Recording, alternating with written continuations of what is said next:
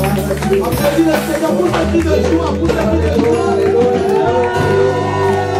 Jésus. Gloire à Dieu. Waouh, waouh, waouh, waouh, waouh. Merci Seigneur, merci Seigneur, merci Seigneur. Merci Seigneur, merci Seigneur. Bénis-toi l'Éternel. Merci Seigneur. Seigneur. Wow, nous bénissons le Seigneur parce que sa présence commence avec nous puissamment. Amen, amen. Dis à ton voisin, voisin, voisin, est-ce que tu es là? Ce week-end-là, Dieu va te faire du bien. Ah, on peut applaudir encore le Seigneur. Gloire à Dieu. Seigneur. Voilà, nous allons recevoir l'apôtre Abi Paul. Nous l'appelons Papa Abi parce que c'est notre papa. Amen. Amen. Et il est responsable du mouvement de réveil de l'église pentecôtiste unie de la Côte d'Ivoire. Il est également auteur de plusieurs livres sur la prière et père spirituel de plusieurs ministères et serviteur de Dieu en Côte d'Ivoire et ailleurs dans le monde et aussi en France, à Lyon, à Vénissieux. Amen. Donc tiens-toi debout, nous voulons applaudir le Seigneur pour ce qu'il fait dans sa vie. Tiens-toi debout, applaudissons le Seigneur pour la vie de ses serviteurs. Gloire à Jésus. Veuillez vous asseoir, que Dieu vous bénisse. Amen. Je voudrais vous saluer tous au nom de Jésus-Christ qui nous donne cette occasion d'être avec vous, de partager dans ce moment de convocation solennelle. Je voudrais saluer avec la grâce de Dieu son serviteur, le pasteur Baki. Dis que tu vas où? Alléluia. Son épouse et puis toute l'équipe intelligente. Je dis merci aux uns aux autres, vous qui avez accepté que nous venions ici partager ce moment avec vous. Que le Seigneur vous fortifie, que Dieu vous bénisse et que n'oubliez pas ce moment, ce temps que vous lui consacrez. C'est une chose extraordinaire que de savoir qu'ici à Lyon, dans ce lieu précisément, il y a des personnes qui aiment le Seigneur. C'est une joie immense parce que le ciel se réjouit de ce que partout les ténèbres reculent et l'agréable lumière de notre Seigneur et Sauveur resplendit partout pour prouver que le monde lui appartient. Alléluia. Et je voudrais donc dire merci à notre Dieu. Je suis ici avec ma fille. J'espère que nous serons à la hauteur de l'attente que vous avez placée en ce moment. Que Dieu vous bénisse. Amen. On va prier. Chacun va confier son cœur au Seigneur parce qu'il est question que notre cœur soit sensible à la parole de Dieu. Que ce cœur se transforme donc en une terre fertile, prête à recevoir donc la bonne sémence et qu'un bon arbre avec de bons fruits puisse un jour éclore, sortir et que partout chacun sache que notre Dieu est vivant. Prends donc ta main droite, pose-la sur ton cœur et prie au nom du Seigneur. Dis au Seigneur de t'aider. Dis au Seigneur de t'aider. Demande au Seigneur qu'il t'aide. Appelle-le de tout ton cœur. Je te rends grâce de ce que, Seigneur, ce soir, tu nous convies de façon exceptionnelle à ce moment merveilleux. Parce que je sais que tu nous fais du bien. Seigneur, merci pour ta présence. Merci pour nos cœurs qui te sont soumis. On t'offre ce cœur. Parce que, Seigneur, Jésus-Christ offert ce soit un cœur sensible à ta parole, sensible à ta voix, sensible à tout ce que tu désires. C'est en ton nom, Jésus est ressuscité. C'est lui qui gouverne l'univers entier. En ton nom que nous avons prié, nous disons tous Amen. Bien-aimés dans le Seigneur, le thème qui nous est proposé est ainsi libéré. Il est venu pour libérer les captifs. Dis à ton voisin, il est venu pour libérer les captifs. Il est venu pour libérer les captifs. Non, ce que tu dis là, ça veut dire que tu n'as même pas confiance. On reprend. Il est venu pour libérer les captifs. Reprends ça bien. Il est venu pour libérer les captifs. Reprends une fois encore. Il est venu pour libérer les captifs. Alléluia. Amen. Alors, bien aimé, pour bien faire les choses, nous allons lire. Je vais vous inviter à lire donc un premier texte que nous trouvons. Si quelqu'un peut m'aider à la lecture, ça va me faire du bien. Le premier texte, nous le trouvons dans Ésaïe chapitre 42 à partir du verset 20 jusqu'au verset 23. Si quelqu'un peut lire. Le second texte. Quelqu'un va lire 1 Jean chapitre 3 verset 7 à 10. Ésaïe 42, 8 à partir du verset 20 jusqu'au verset 23. Si quelqu'un a trouvé, il peut le lire. Vous pouvez prendre également 1 Jean chapitre 3 verset 7 à 10. Et nous allons lire ensemble tout à l'heure Jean chapitre 8 verset 31 à 36. Est-ce que quelqu'un peut m'aider dans la lecture? J'ai la parole au nom de Jésus-Christ. On y va. Afin qu'il voie, qu'il sache, qu'il observe et qu'il considère que la main de l'Éternel a fait ces choses, que le Saint d'Israël en est l'auteur. Plaidez votre cause, dit l'Éternel, produisez vos moyens de défense, dit le roi de Jacob. 22. Qu'il le produise et qu'il nous déclare ce qui doit arriver. Quelles sont les prédictions que jadis vous avez faites. Dites-le pour que nous prenions... C'est Ésaïe 42. Hein? Ésaïe 42 à partir du verset 20. Pardon. Tu as vu beaucoup de choses, mais tu n'as point pris garde. On a ouvert les oreilles, mais on n'a point entendu. 21. L'Éternel a voulu pour le bonheur d'Israël publier une loi grande et magnifique. Et c'est un peuple pillé et dépouillé. On les a tous enchaînés dans des cavernes, plongés dans des cachots. Ils ont été mis au pillage et personne qui les délivre. Dépouillés et personne qui dise restitue. 23. Qui parmi vous prêtera l'oreille à ces choses? Qui voudra s'y rendre attentif et écouter à l'avenir? Amen. Amen. Le second texte, 1 Jean chapitre 3, versets 7 à 10.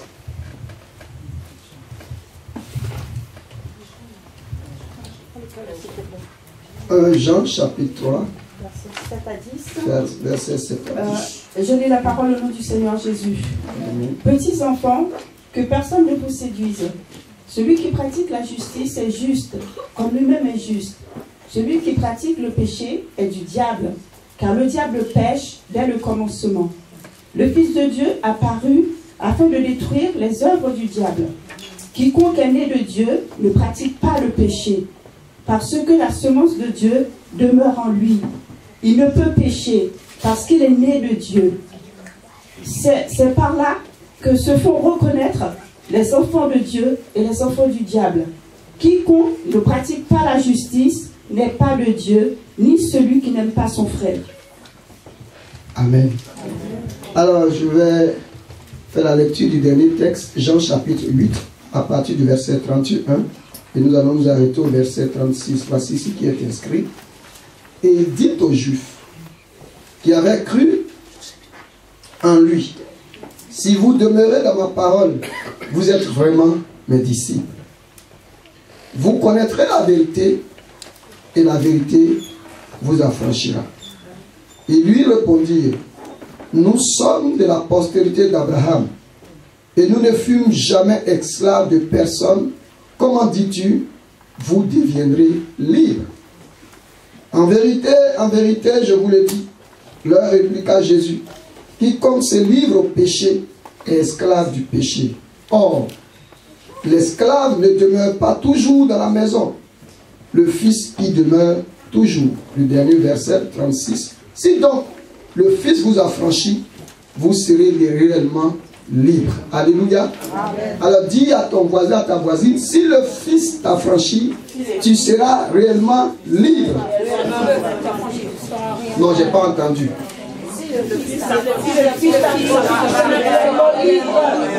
On dirait que vous avez peur de parler. Alléluia. Amen. Si le Fils t'affranchit, vous serez réellement libre. Alléluia. Amen. Et donc, comme dit, il est venu pour libérer les captifs. Je voudrais commencer cet enseignement en introduisant par ce témoignage qui a bouleversé ma foi et qui a touché mon être au plus profond de moi-même. J'ai une de mes filles qui est une servante bien connue, qui est arrivée un jour comme ça au bureau et qui me disait ceci: papa, je veux te parler du fond du cœur. Et donc, j'ai demandé que tout le monde sorte et que je sois avec elle. Et elle m'a dit ceci: je vais te dire ce que je ressens, mais je prie que tu ne me juges pas. Et je lui ai dit que je ne peux te juger parce que je ne suis pas juge. Elle m'a dit: je ne suis pas ce que tu crois. Je suis marié, je fais l'œuvre, je donne l'impression d'une femme accomplie, mais à la vérité, je souffre au plus profond de moi-même. Elle m'a dit: tu sais, je n'ai pas la paix dans mon cœur. Je fais tout ce qu'un homme peut faire, mais en réalité, je ne suis pas chrétienne. Du moins, maintenant, je le crois. Il me dit: j'ai un véritable problème, du moins deux, peut-être même que vous découvrirez trois. J'aime mon mari, mais je ne peux pas me contenter de cet homme. Il dit: tu sais, dans mon service, j'ai couché avec mon patron. Tous mes collègues, presque. Je suis presque leur risé, mais cela ne me dit absolument rien. Même les jeunes frères de mon patron, je suis allé avec lui. Je ne suis jamais satisfaite. Mais je donne l'impression de quelqu'un à l'église, je fais tout. Mais c'est une véritable souffrance pour moi. Parce qu'à la fin de chaque acte, je me rends compte de la laideur de ma vie. Je me rends compte de la souffrance qui est la mienne. Et en disant comme ça, c'est comme si tout ça ne suffisait pas. Quelquefois, ce qui me dérange, c'est la colère qui accompagne tout ça.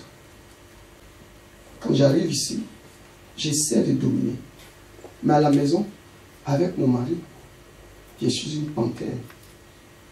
Ce monsieur, il est tellement gentil et bien. Il me donne tout. Mais il souffre autant que moi. Mon foyer, c'est une ordure. Parce que chaque nuit, il neige, il n'y a pas de nuit qui passe sans que lui et moi, je ne lui fasse des histoires. Je rentre tardivement.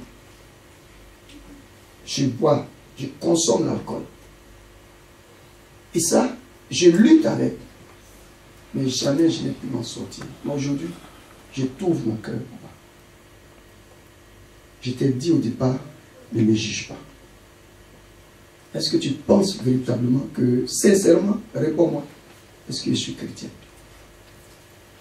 Qu'est-ce qui se passe exactement dans ma vie? Je lui ai simplement répondu que la première chose, tu n'es pas encore chrétien.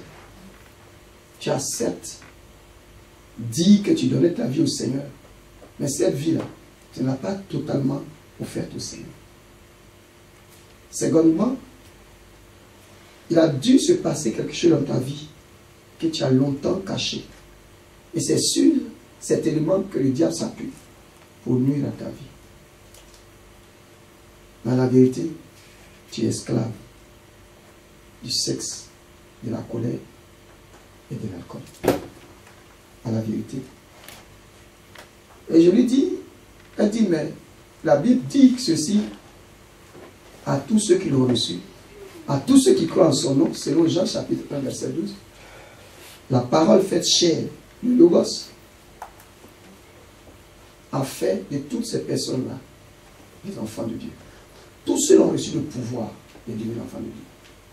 Il dit, c'est vrai, c'est la vérité. Et même je peux t'accompagner en te donnant 2 Corinthiens chapitre 5, verset 17 qui dit que si nous sommes en Christ, nous sommes une nouvelle créature. Des choses anciennes sont passées. Mais tu te rends compte que chez toi, les choses anciennes ne sont pas passées. Tu n'es pas encore chrétien. Je suis désolé. Je ne te juge pas comme tu me l'as demandé et je ne vais jamais le faire. Mais c'est un supplice. Bien aimé, c'est vrai, elle est dans une situation difficile. L'apparence nous a tous dit. Et quand bien même Dieu peut vous dire qu'elle n'est pas là où elle doit être, il y a encore des efforts à fournir, vous doutez de vous-même. Vous posez la question de savoir si c'est le Seigneur qui vous parle. Parce qu'elle était à cette époque une femme véritablement engagée zélée pour le Seigneur. Elle donne sa dîme. Elle fait tout ce qu'une personne, enfin une chrétienne normale peut faire. Elle aime le Seigneur. Je me rappelle, quand au début on faisait nos croisades d'évangélisation, elle était vraiment une femme, véritablement, qui faisait tout. Mais le jour où elle a fait elle m'a donné donc cette information, j'ai compris que l'apparence est trompeuse. Mais c'est le cœur que le Seigneur cherche. Je vais donc ce soir dire à chacun d'entre nous, certainement que pour toi, tu n'es pas dans cette situation. Je vais dire quoi? Ce n'est pas la colère, ce n'est pas l'alcool, ce n'est pas la guerre comme elle a tout souvent livré, la guerre à son mari. Certainement que pour toi, au-delà de ce qu'on peut imaginer, c'est peut-être la cigarette, c'est peut-être pas aussi la colère, c'est certainement ce manque d'engagement, c'est peut-être les dettes, c'est peut-être l'échec. Il y a tout un ensemble d'éléments qui, en tant que chrétiens, la réflexion nous amène tous, autant que nous sommes, à penser que nous ne sommes pas là où nous devons être. Mais je voudrais donc ce soir amener chacun à la réflexion. Qu'est-ce qui peut m'empêcher jusqu'à ce jour d'être encore heureux dans la maison de Dieu? Bien-aimés, dans le Seigneur, voici toutes les souffrances qui sont nôtres.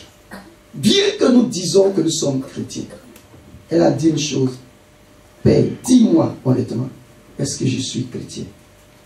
Je vais dire à chacun d'entre nous, il y a beaucoup de personnes qui sont dans des souffrances.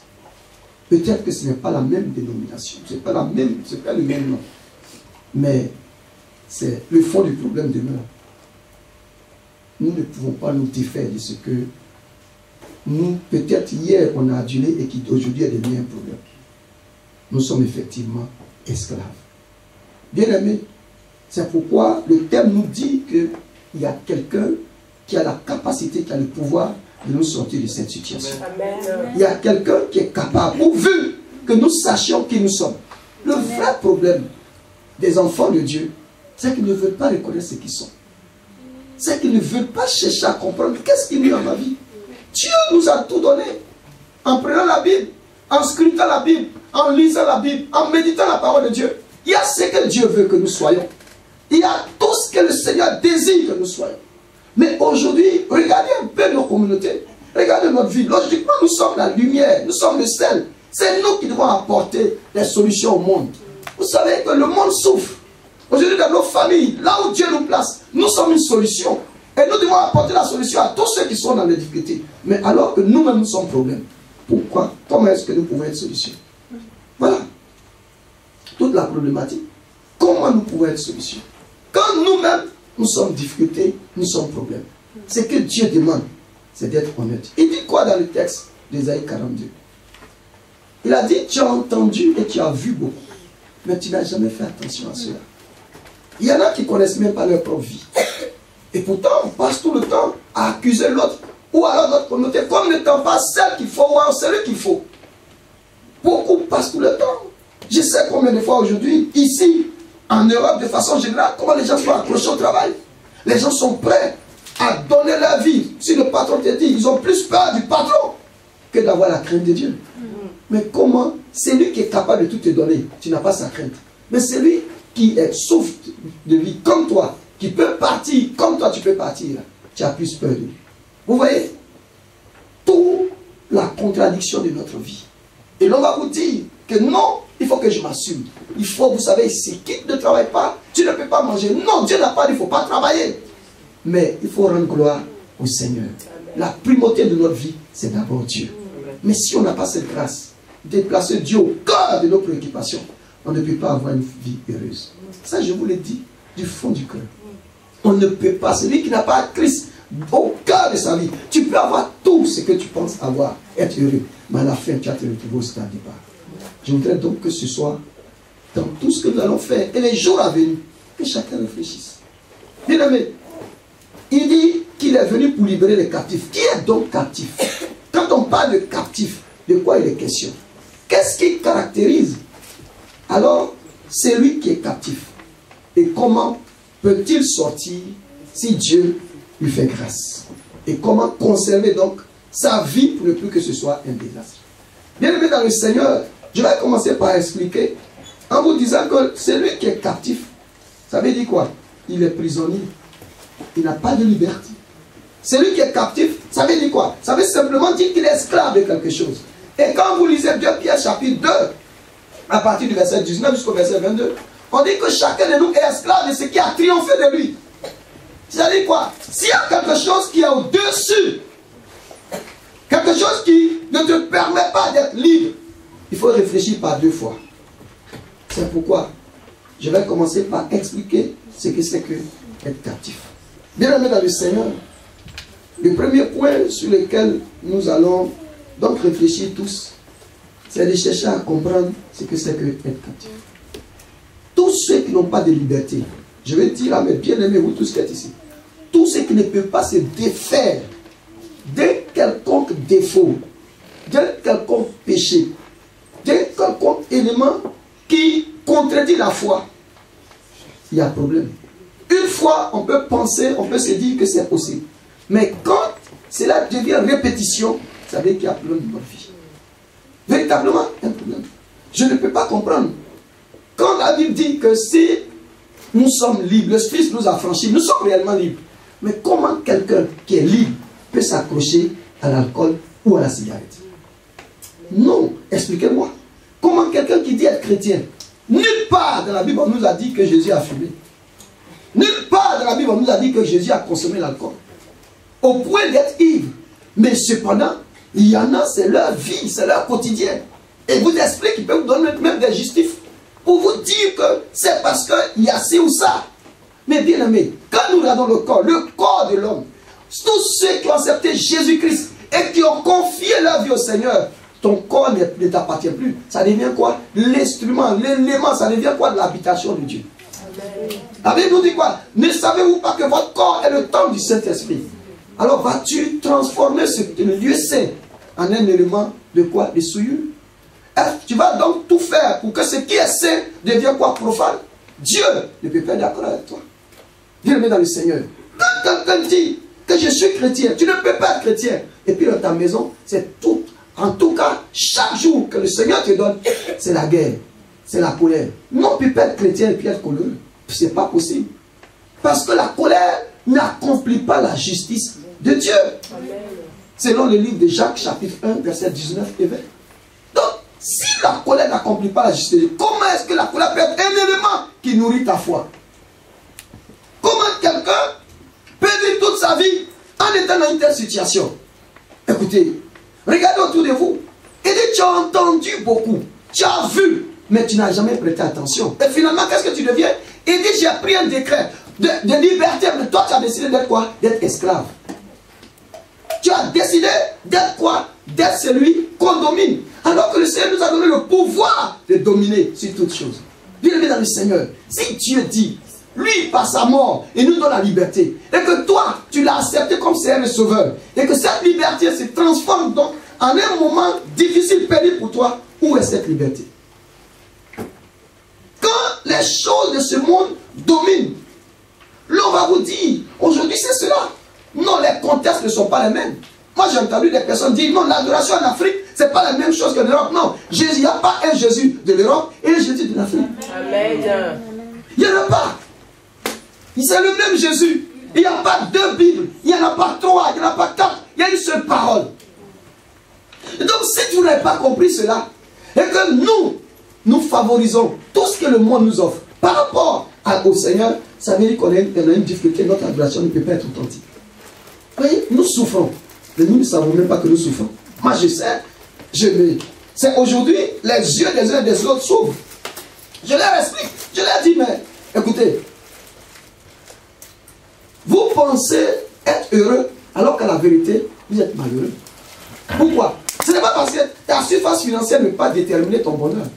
Aucune surface financière. Ta connaissance intellectuelle, ta beauté ne peut pas être des éléments qui donc te permettent d'apprécier ta valeur. Ce ne sont pas des valeurs, ce ne sont pas des éléments de valeur.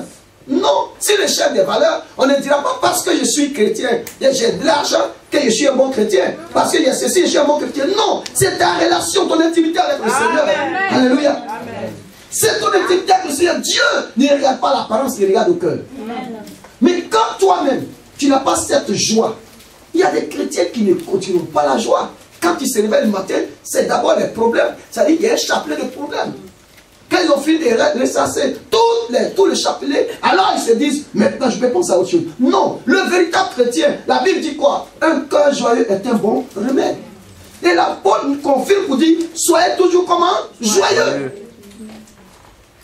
Et quand Paul te dit cela, comment un chrétien peut se réveiller? Chaque jour, c'est d'abord les problèmes. Non. Le véritable chrétien, même quand il y a des problèmes, il sait que la solution est là. Il n'a pas peur. Vous voyez deux chrétiens. Le premier peut avoir, du moins, un chrétien et un païen. Le païen, quand il raisonne de façon cartésienne, quand il sait que 1 plus 1 égale à 2, et que lui, le chrétien te dit 1 plus 1 égale à 1, il se pose la question de savoir si le chrétien est normal. Alléluia. Amen. Parce que Dieu dit que 1000 jours là, c'est comme un jour chez lui. Amen. Mais chez les autres, c'est pas pareil. Alléluia. Amen. Donc comprenez qu'à partir de ce moment-là, quand le chrétien dit, Dieu dit que 1000 jours c'est comme un jour, ta manière d'apprécier le monde, de comprendre le monde, n'est pas la manière d'apprécier du Seigneur. C'est en cela que si toi tu penses que tu es heureux et que ton bonheur n'est pas caractérisé, ou bien les éléments qui font ton bonheur ne sont pas compris dans cette parole, ça veut dire qu'il n'est pas heureux. Alléluia. C'est pourquoi je veux dire à chacun de nous, la parole de Dieu est là. C'est le talent pour nous dire exactement où nous sommes, où nous en sommes. Il faut que chacun de nous réfléchisse. Parce qu'on nous parle de liberté, moi je voudrais bien qu'on y arrive. Mais que chacun réfléchisse et se dise où je suis. Il y en a qui n'aiment le Seigneur que pour ce que Dieu est capable de leur donner. Pas pour ce qu'ils doivent faire pour que le Seigneur soit heureux. Il y en a qui sont dans les foyers.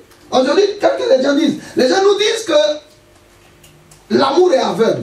Pourquoi nous dit que l'amour est aveugle? Simplement parce qu'il y en a qui se disent, ce n'est pas possible qu'un tel homme soit aimé par une telle femme, ou bien qu'une telle femme soit aimée par un tel homme. Quand on regarde sa situation sociale, ou quand on regarde le physique. Non, ce n'est pas comme ça que Dieu apprécie les choses. Je vais vous dire que c'est l'amour seul qui voit ce que les autres ne voient pas. C'est l'amour qui est capable de déterminer ce qui est caché et que les autres ne voient pas. Quand un homme voit une femme, ou bien une femme voit un homme, et qu'elle se dit que voici l'homme de mon cœur, ça veut dire quoi? Il y a quelque chose que Dieu lui a permis de voir. Mais comment tu as pu voir? C'est par l'amour. Amen. C'est l'amour seul qui voit clair. L'amour n'est pas aveugle. Non, c'est l'amour qui voit plus que tout. Si l'amour était aveugle, Jésus ne serait pas venu. Amen.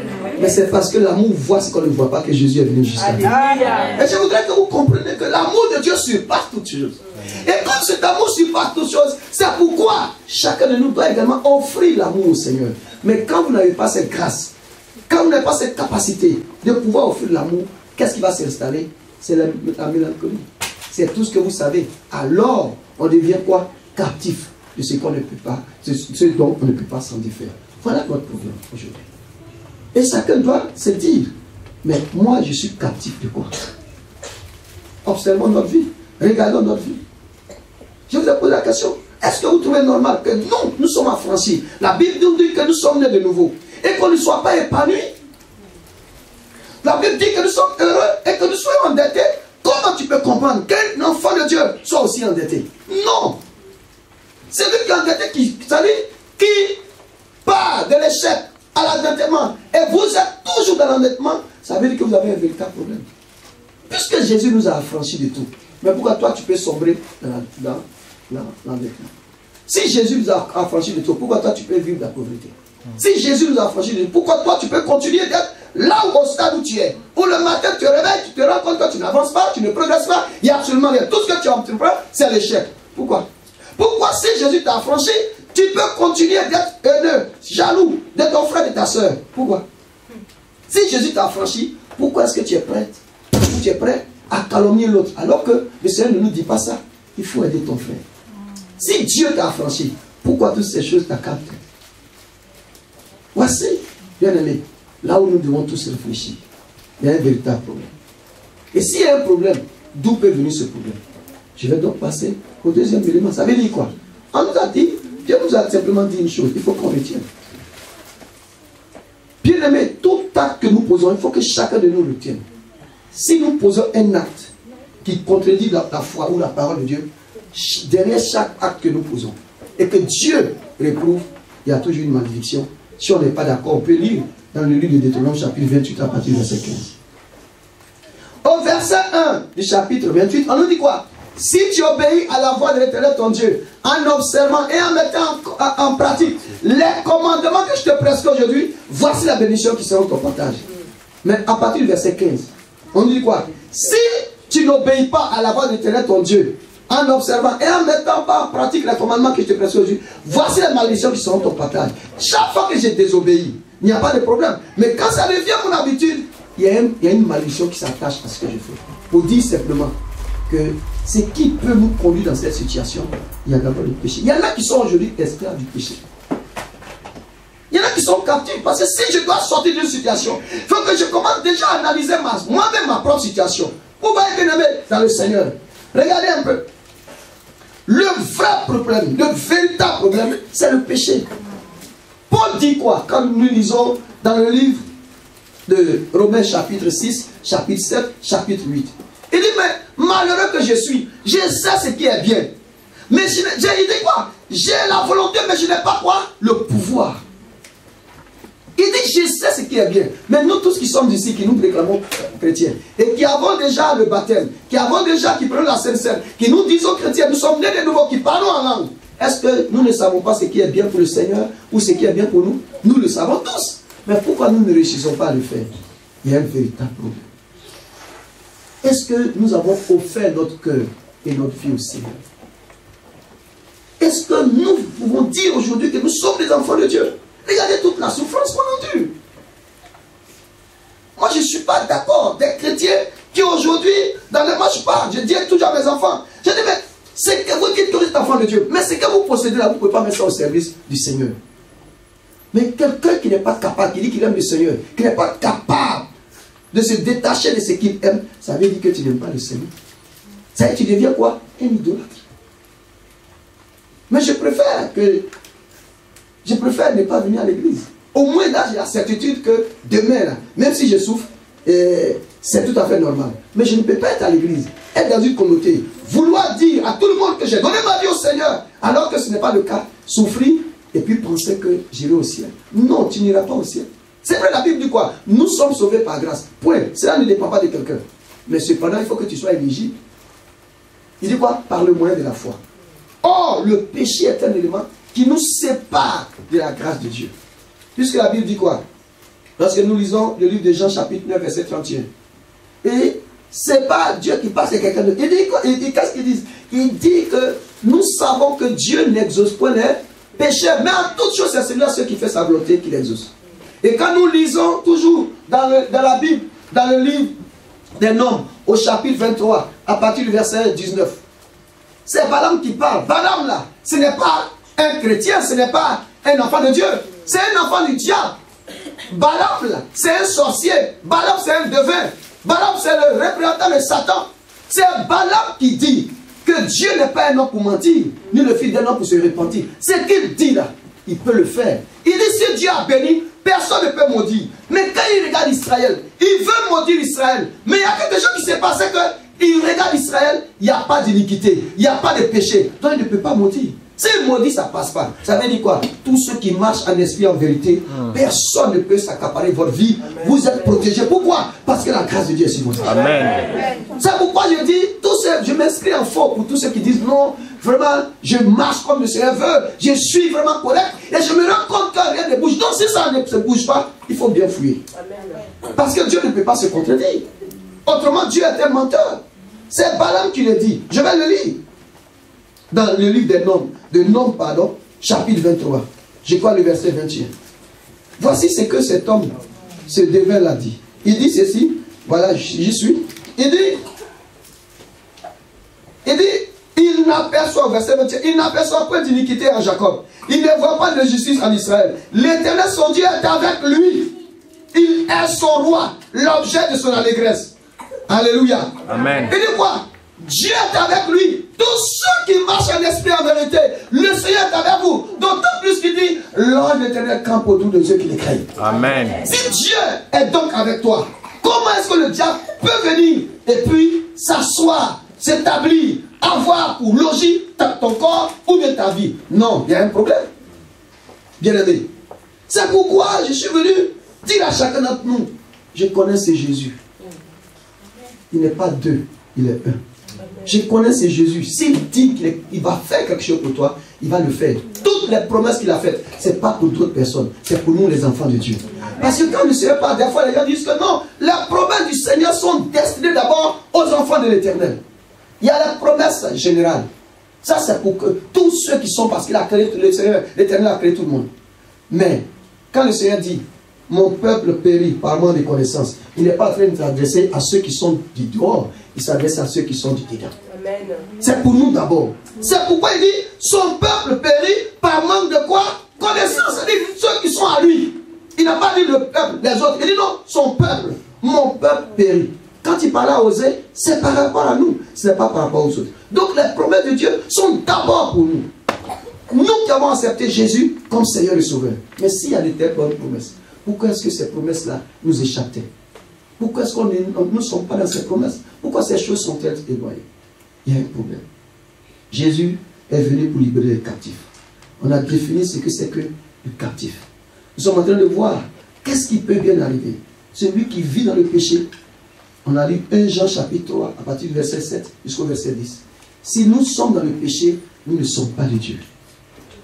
Que personne ne peut vivre hors du péché. Et dans le péché du moins, et dire qu'il est l'enfant de Dieu. Ce n'est pas possible. L'enfant de Dieu, il n'y a pas la sémence du diable en lui. Or, la semence du diable, c'est ce qui produit le péché. Et la Bible nous dit quoi? Vous connaîtrez la vérité, et la vérité vous affranchira. C'est-à-dire quoi? La vérité vous rendra libre. Mais la vérité qui rend libre, c'est celle que nous pratiquons. Donc ça veut dire quoi? Si je pratique, comment est-ce que le diable peut avoir, en ne serait-ce qu'un micro, je ne sais pas quoi, une petite, c'est-à-dire surface dans ma vie? Ce n'est pas possible, bien aimé.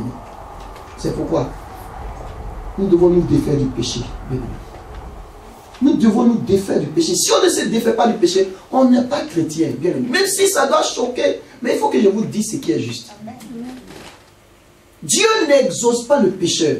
Il ne faut pas croire que Dieu s'accommode de nous, de toutes nos suffisances et de tout ce qu'on ne peut pas. Non, Dieu n'est pas dans ça. Je veux que vous sachiez, bien aimé dans le Seigneur, que si nous vivons mal, nous n'aurons pas accès au ciel. Et le diable continuera de nous dominer. Moi, je ne peux pas comprendre.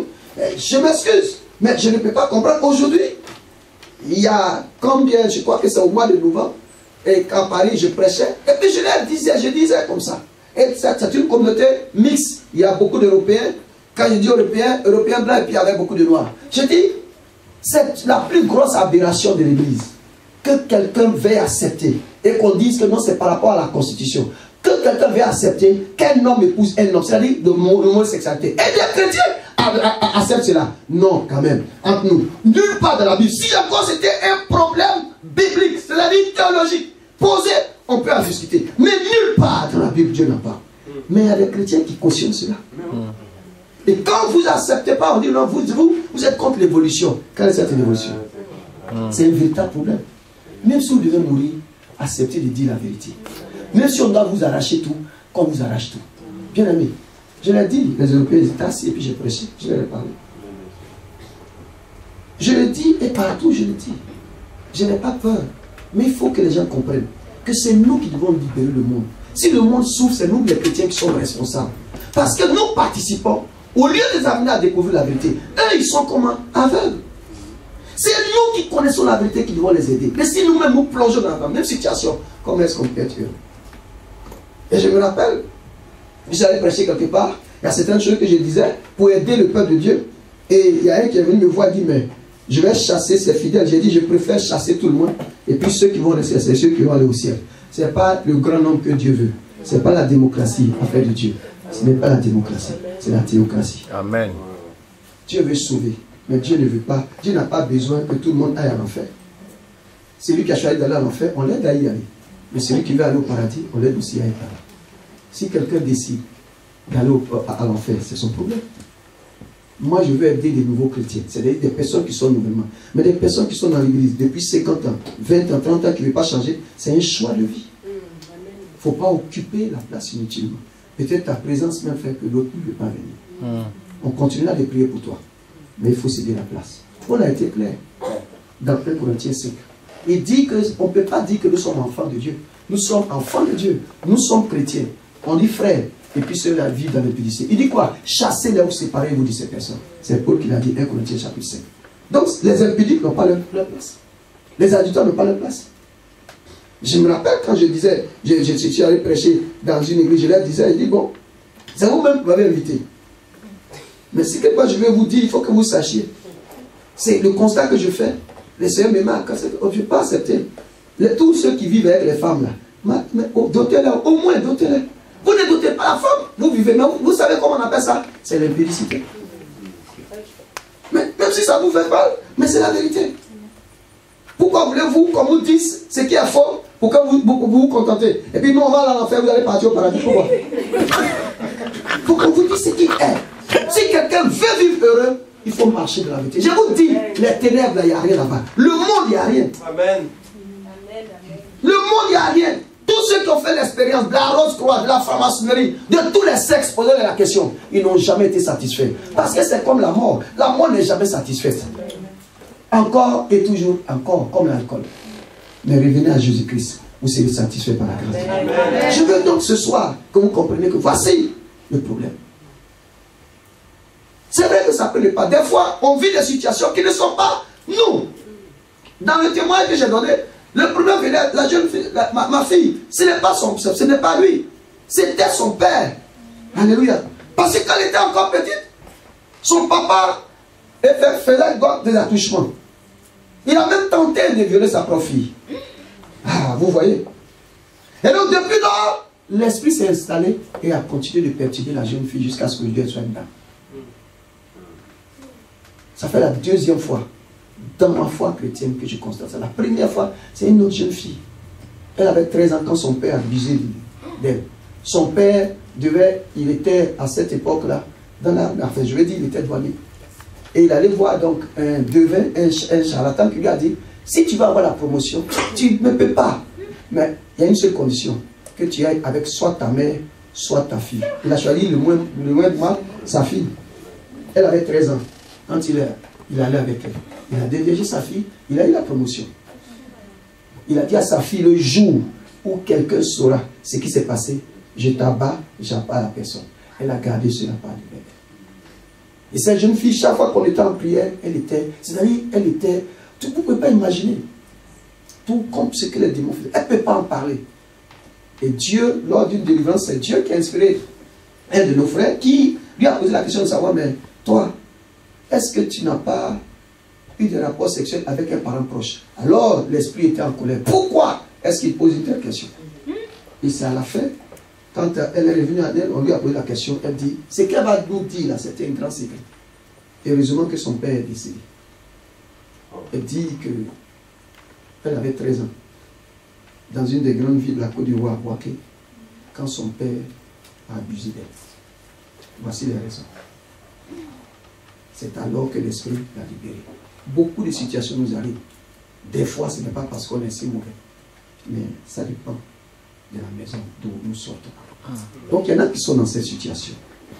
Vous faites des efforts, mais vous ne pouvez pas vous en sortir. Et finalement, vous revenez au stade de départ. Moi, je connais une famille où c'est le divorce. Je connais une famille où c'est le divorce. Dans cette famille, vous ne pouvez pas, chaque fois que vous êtes marié, dès qu'un enfant vient, vous sortez du foyer. S'il n'y a pas d'enfant, vous restez. Dès qu'il y a un enfant, vous sortez. Et depuis la mère jusqu'à la dernière fille, même les garçons, c'est comme ça. Mais c'était un problème. Parce que leurs grands-parents ont décidé que ce soit comme ça. Ils veulent être riches, mais ils ne veulent pas que leurs enfants s'attachent à quelqu'un. Et c'était une famille vraiment aisée. Malheureusement, aujourd'hui, les ans s'est passé, mais c'est les petits-enfants qui souffrent. Quand la Bible dit que Dieu punit une clé d'épée sur les enfants jusqu'à la 3e, 4e génération, c'est la vérité. Voici les situations qui peuvent nous arriver. Voici où nous pouvons. Le temps est parti. Je voudrais m'arrêter là. Parce que nous, beaucoup souffrent aujourd'hui à cause de ces choses. Et c'est bien qu'on ne peut pas s'en sortir facilement. Sinon, on a Jésus-Christ. Il est au-dessus de tout. Jésus, il est véritable. Jésus est capable de tout nous donner. Vous savez, dans l'enseignement que je donne, on va voir à la fin, Les solutions se trouvent dans la mort et la résurrection de Jésus-Christ. La puissance de la croix. Vous savez, Jésus, quand il est mort, avant et pendant la mort, et quand il est mort, ce monsieur-là, la Bible nous dit quoi? Il a été percé en différents endroits. Mais on en a recensé 7. Tous nos problèmes sont réglés par ces 7 choses, par ce sang qui a coulé lorsque chaque partie du corps de Jésus a été percée. Mais pourquoi on n'a pas la solution à nos problèmes? Mais je sais par la grâce de Dieu qu'on aura la solution. Parce que maintenant, chacun va prendre sa vie au sérieux. Je vous assure que si vous marchez en vérité, en esprit en vérité, vous serez heureux. Même si on dit que c'est dur en France, ça ne sera pas dur pour vous. Ça ne sera pas dur, vous allez vous en sortir par la grâce de Dieu. Même quand c'est pénible, vous en sortirez. Je dis souvent à mes enfants, si moi, je suis pauvre, ça veut dire que j'ai décidé d'être pauvre. Mais je ne peux pas être pauvre. Pourquoi? Parce que le Seigneur m'a montré tout le cheminement. Comment je dois faire pour être heureux. Tant que tu marches dans la vérité, le Seigneur te conduira vers le bonheur. C'est à chacun de vous de réfléchir. J'ai introduit, je vous ai donné la première partie. Demain, on va aborder la deuxième partie. Mais c'est la partie de libération qui est la partie la plus importante. Je voudrais que chacun réfléchisse. Quand vous serez à la maison, il faut réfléchir à cela. Et vous allez voir, quand on va prier, hier, il y a des choses qui étaient compliquées parce qu'on n'avait pas compris. Mais aujourd'hui, c'est trop facile. Aucun démon ne peut dominer la vie de quelqu'un. Parce que le sang de Jésus est au-dessus de la puissance du diable. Le sang de Jésus qui a coulé nous donne la libération totale. Quelles qu'en soient les difficultés, l'utilisation du sang de Jésus nous permet d'aller de l'avant. Bien aimé, aucune puissance dans le monde, aucune puissance dans le monde ne peut contrarier la puissance de notre Seigneur. Ce n'est pas possible. Si le diable était autant fort, Jésus serait resté dans la tombe. C'est parce qu'il est faible que Jésus est sorti de la tombe. Si le diable était aussi fort, il n'allait pas avoir de communauté ici. C'est parce qu'il est faible qu'il y a une communauté ici. Parce que le sang de Jésus nous procure tout. Bien aimé, quand on va expliquer, vous allez comprendre que ce sang-là, c'est véritablement le gage de notre succès dans le Seigneur. Donnons notre vie au Seigneur.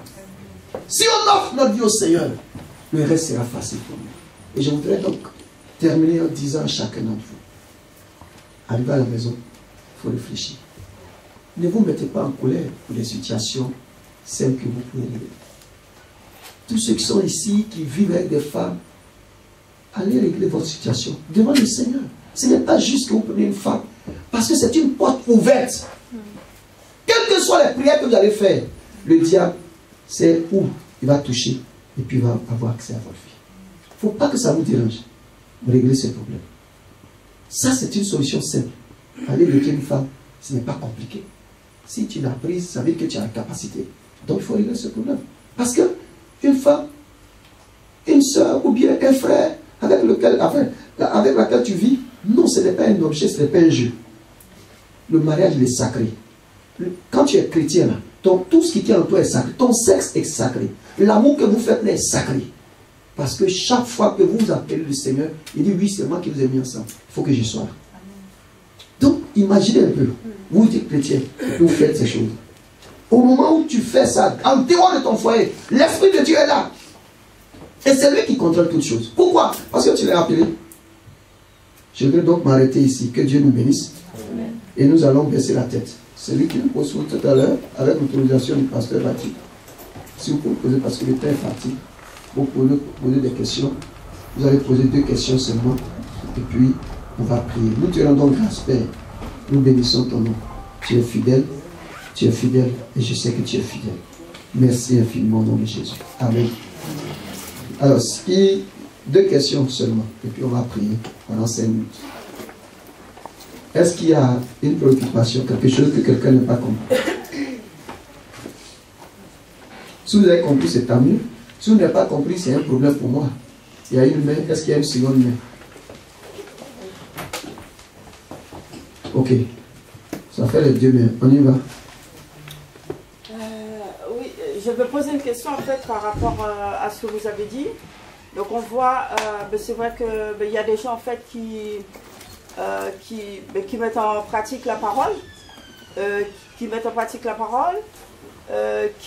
se répandent de leurs péchés, qui sont sincères vraiment avec Dieu, quand on leur dit il y a quelque chose qui ne va pas, selon la parole, ces personnes-là s'humilient, elles jeûnent, elles demandent pardon à Dieu et elles n'avancent pas. Et elles n'avancent pas, il y a toujours justement des blocages liés notamment justement à un héritage familial qui n'est pas brisé. Donc maintenant, comment on peut expliquer ça? Vous posez en même temps deux questions. La première question, c'est quoi? Vous dites qu'il y a des gens qui marchent dans la vérité. Oui. Et malheureusement, qui n'avancent pas. Secondement, il y a des gens, c'est un héritage qu'ils ont reçu de la part. Ça fait deux choses. Non, non, mais c'est la même personne. Hein. Oui, mais justement, je vais dire que la difficulté, c'est à deux niveaux. Moi, je le répète, il n'y a pas quelqu'un qui soit en Jésus-Christ, né de nouveau, et puis qui va souffrir des problèmes de démons. Ça n'existe pas. Autrement, la Bible ment. 2 Corinthiens, c'est pas moi qui ai écrit. 2 Corinthiens, c'est pas moi qui l'ai écrit. C'est pour ça que moi je suis, tous ceux qui disent non, on peut être chrétien, peut être possédé, je dis c'est faux, ça n'existe pas, ou bien Dieu ment. Voici quoi, c'est ce que la parole de Dieu nous dit. Il dit, si quelqu'un est en Christ, il est une nouvelle créature. Bon, ça veut dire quoi? Les choses anciennes sont passées, voici, toutes choses sont devenues nouvelles. Bon, c'est Dieu qui l'a dit, Paul il est inventeur, ou bien c'est le mensonge? Ok, je continue. La même Bible nous dit, en Romains chapitre 8, verset 1 et 2, il n'y a donc maintenant aucune condamnation pour ceux qui sont en Christ. Aucune condamnation. En effet, la loi de l'esprit de vie en Jésus-Christ m'a affranchi de la loi du péché et de la mort. Bon, ça, c'est la vérité ou bien c'est le mensonge? C'est la vérité. Il y a un problème. Donc c'est la personne qui doit se poser des questions. Ce qui me permet d'aborder le deuxième sujet, à savoir, c'est vrai, il peut arriver qu'on ait donc ce qu'on appelle un héritage familial. Mais la Bible, là aussi, nous donne une solution. En 1 Pierre, chapitre 1, verset 18 et 19. Il dit, nous avons été rachetés de la vaine manière de vivre que nous avons hérité des parents. De quoi? Par le sang. Ce n'est pas à coup d'argent, mais c'est par le sang de Christ. Maintenant, l'utilisation du sang de Christ, là, c'est ça qui est notre problème. C'est pourquoi on va essayer avec la grâce de Dieu, durant tous cet enseignement-là, d'apporter quelques éclaircies. Pour que certaines personnes, on va prier. Sinon, aujourd'hui, ce n'est pas aussi compliqué. Donc ça, le deuxième cas, voici ce que je peux répondre. On va, ça là, avec la grâce de Dieu, quand on va avancer, je vais donner certainement autant, je ne sais pas, l'enseignement, logiquement, le temps il est court, je vais dire ça au pasteur Baki. Donc on sera obligé de faire ce qu'il y a à faire pour vous donner l'essentiel. Mais si je vais prendre le temps d'expliquer, je prendrai au moins 7 jours. Au moins 7 jours, cas par cas, j'explique et puis on va aller vite. Mais, avec la grâce du Seigneur. Et maintenant aussi, le Seigneur a dit aussi dans sa parole, par exemple dans le cas de Lazare, lorsqu'il a ressuscité Lazare, après il a dit, déliez-le. Oui, bien sûr. Maintenant, est-ce que s'il n'y a personne pour délier Lazare, comme on fait? Non, mais justement, c'est pour ça que nous sommes là. C'est ça le problème. Mais on est là, ce n'est pas un problème, c'est une solution, nous sommes là pour ça. Le pasteur qui est là, dit qui est là, son épouse est là. C'est le serviteur de Dieu, il y a tout le corps, tout le corps dirigeant qui est là. Donc il faut vous approcher. Si vous approchez, si tu sais ton problème, tu vas vers le médecin. Mais il y en a qui savent leur problème, mais qui ne veulent pas aller vers le médecin. Le médecin il ne part pas de maison en maison. C'est nous qui allons vers le médecin. Jésus, c'est le médecin. Vous savez, je vais vous donner un enseignement sur Lazare. Du moins sur Bartimée. Bartimée, là. Vous savez, il y a des saisons. Il y a des moments où il faut saisir ce qui se passe. Si vous ne saisissez pas, ça passe. Certainement que ça compte d'une personne, une seule personne. Que le Seigneur a bien voulu qu'on organise ce séminaire. On organise ce temps de convocation, comme la convocation, ça m'enlève. Mais je suis convaincu que cette personne-là peut ne pas venir. Elle va dire non, de toute manière, ce n'est pas la peine et tout et tout. Mais une fois que tu as dit, ce n'est pas la peine. Ta saison est passée et tu vas attendre l'année prochaine, à la même période. C'est ce que les gens ne comprennent pas. Et des fois, on dit que non, c'est rétroactif. Non, avec le Seigneur, il y a des choses qui ne sont pas rétroactives. C'est passé, tu oublies d'attendre. C'est pourquoi Dieu a créé lundi, mardi, mercredi, jeudi, vendredi, samedi, dimanche. Chaque jour est attaché. Il y a des grâces et des bénédictions qui sont attachées. Les gens ne comprennent pas. Il y a des saisons. Et si Dieu te dit c'est maintenant l'occasion pour toi d'avoir quelque chose que tu dis non, tu ne veux pas, Dieu il fait quoi? L'ange s'en va et puis tu as des problèmes. C'est toi qui as levé la main là. Non, c'était de la continuité, mais moi je crois qu'il y a une deuxième personne. Ah ok, d'accord, s'il n'y a plus de deuxième personne, c'est bon, on va se tenir debout. Et puis... Non, il n'y a plus de deuxième personne. Est-ce qu'il y a une deuxième personne? Parce que moi j'avais mis 2 mains. Maintenant si l'autre main a disparu, ça fait bien. On va élever la voix, nous allons dire merci au Seigneur. Élevons la voix et prions. Élevons la voix et parlons au Seigneur. Disons au Seigneur de nous aider. Prions ensemble, s'il vous plaît. Tu lèves la voix, tu dis au Seigneur de t'aider. Tu dis au Seigneur, tu demandes au Seigneur de t'aider. Parce que quand l'exercice que je vais vous donner arrive à la maison, chacun va entrer en lui-même. Demandez au Seigneur de l'aider. Prie, parle à Dieu. Demande au Seigneur de t'aider. Demande au Seigneur de t'aider.